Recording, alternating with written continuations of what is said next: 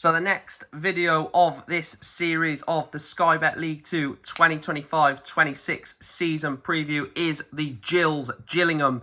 Now, last season for Gillingham started really well.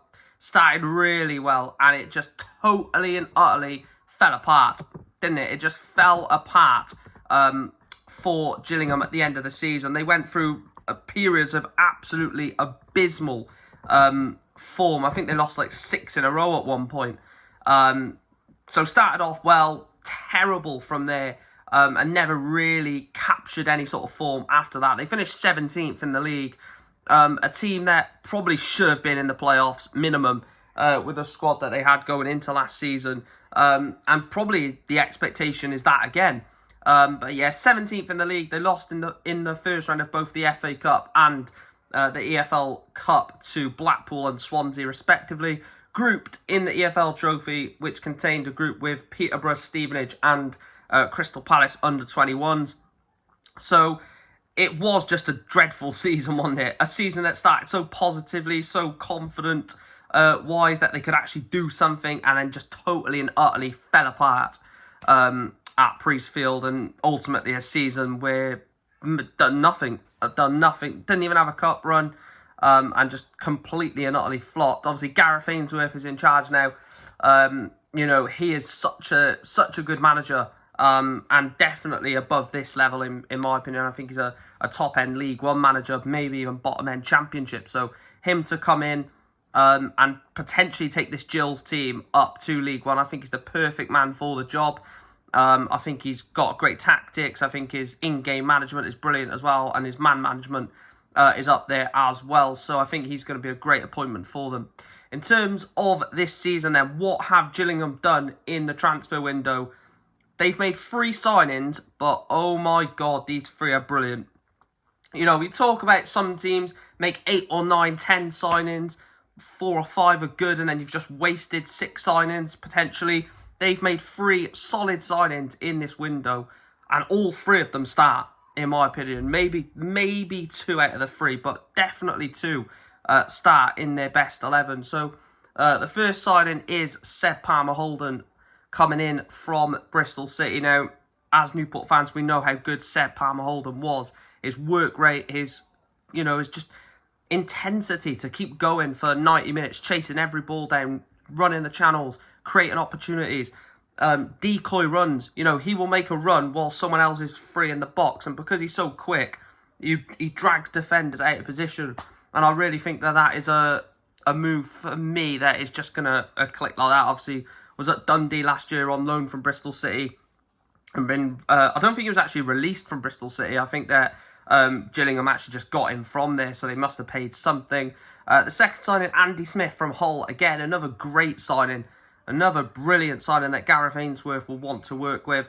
And then the final one, for me, is one of the signings of the window. Sam Vokes from Wycombe Wanderers. Now, biased being a Welsh fan, 100%. But I don't care that this guy is in his mid-30s. Sam Vokes at this level can still bag goals for fun.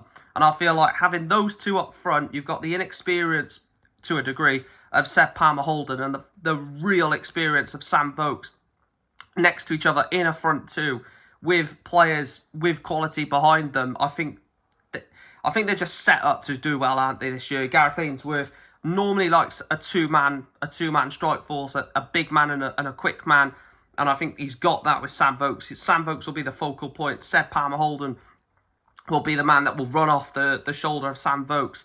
I think their in business has been ridiculous. In terms of the outs then, Alex Giles has gone to Chatham Town. Ollie Hawkins has gone to Barnet. Ashley Naderson has gone to Sutton.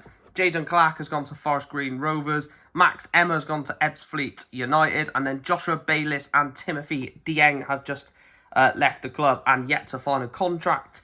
Ollie Hawkins, probably past it. Good bit of business to get him out of the door. Ashley Naderson probably isn't at the level to push them on.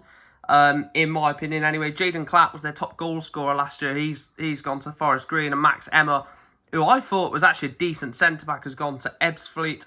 But they've not really lost anyone. I know, obviously, you know, there's experience in Ollie Hawkins. There's the quality of Ashley Nadesan and Jaden Clark, but they've probably got better in the team now. So letting them go and also bringing in who they've brought in with like a month and a half left of the transfer window to go, definitely a team to watch. And I think they will be a very solid team next year. And then in terms of the key players I've picked out, I've gone the first one with the defensive midfielder Ethan Coleman, 25 years of age, a general in that midfield, someone who can receive the ball off the defenders, someone who can play the ball into more creative players, but he can create from deep. He can have that, long-range passing, which we've seen from Ethan Coleman, but not just the long-range passing, but also the ability on the ball. I think is a really solid central defensive midfielder, probably one of the best in the league, in my opinion. And then the second player is the 31-year-old attacking midfielder, Bradley Dack. Now, as much as Bradley Dack is getting on there, he is, isn't he? He's entering the end of his career. Not yet, but he's entering the end of the career. And at 31 years of age, he's still got insane quality. He might not have the legs like he once did in his early 20s or mid-20s. So obviously the fitness is going slowly, but he's still got that technical ability. You look at midfielders like Santi Cazorla still pulling strings in Spain. So it doesn't mean that Bradley Dack at 31 is past it. We've seen players at this level, 34, 35, pull the strings. The guy that was at Cambridge, I can't think of his name, who was formerly of Norwich. Who was his name? Oh, someone will let me know in the comment section down below. The guy that was at Cambridge, formerly of Norwich, but he was pulling the strings at such an old age as well, and I don't believe that Bradley Dack is past it at all. And then the last person on the key players is Seb Palmer-Houlden. Now, it was either Seb Palmer-Houlden or Sam Vokes. I couldn't really decide which one to put. I know Sam Vokes probably will score more goals if he's in more goal-scoring opportunities than Palmer-Houlden, because he's got that experience of being in the right place at the right time.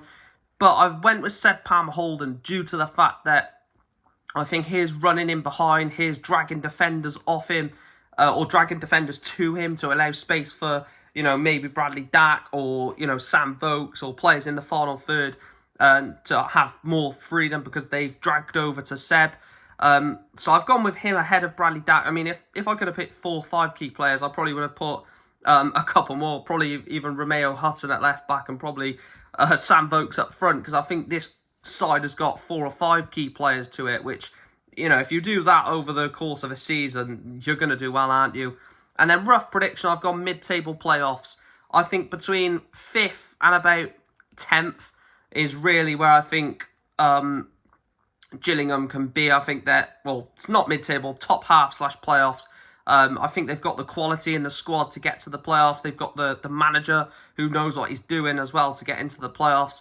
But yeah, that's where I've gone for Gillingham. Make sure to smash a like on the video, guys. That is going to be the end of this video. Smash that like button, subscribe, and if there are any Gillingham fans watching this, comment down below where you think your team will finish this season in League 2. And if you disagree with my key players, then let me know who you think your key players are in the comment section down below. It could have gone with Sam Vokes. I went with Palmer-Houlden, but I'll speak to you in the next video. And as always, thanks for watching.